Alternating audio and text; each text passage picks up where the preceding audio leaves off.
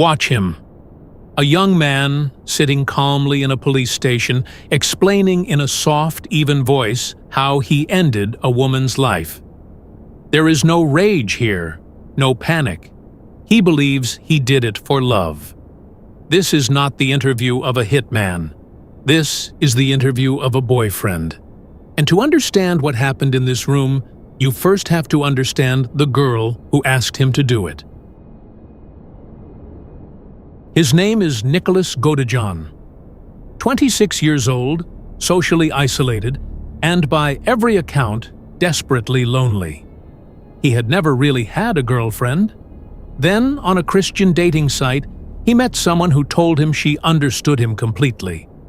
Someone who said she needed him. For the first time in his life, Nicholas felt like a hero. He would soon do anything she asked. The girl was Gypsy. To the entire world, Gypsy was gravely ill. She used a wheelchair. She had a feeding tube. Her head was shaved.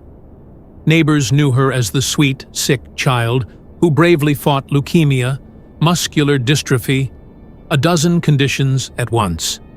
There was just one problem with that story. Almost none of it was true. Her mother, Dee, suffered from a rare and dangerous psychological disorder, Munchausen syndrome by proxy. For years, she had convinced doctors and Gypsy herself that her healthy daughter was dying. She controlled the medication, the wheelchair, the story. She kept Gypsy isolated from anyone who might notice the truth. Gypsy grew up a prisoner, guarded by the one person she was supposed to trust the most. By her late teens, Gypsy understood what was happening to her, and she was out of ways to escape. She could not simply walk out the door. The world believed she couldn't walk at all. So she turned to the one person who believed she was worth saving. She didn't need a hitman. She needed someone who loved her enough to never say no. Which brings us here, June 16th, 2015. Nicholas sits across from a detective, a blanket around his shoulders, and he does not deny anything. He answers the questions plainly, almost helpfully, the way you might describe a trip you took. He seems less like a man who committed a violent act, and more like a man reporting a task he was asked to complete. Watch his face as he speaks. Notice what is missing. There is no performance of remorse, but there is no pride either. His tone stays flat, level, disconnected from the weight of the words. To investigators, this detachment is the whole puzzle. He is not cold. He is somewhere else entirely, still living inside the story he was told.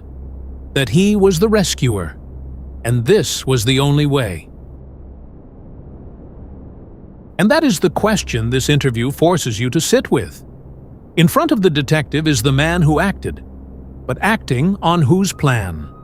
A lonely young man who believed he was freeing the woman he loved, or a desperate young woman using the only leverage she had left?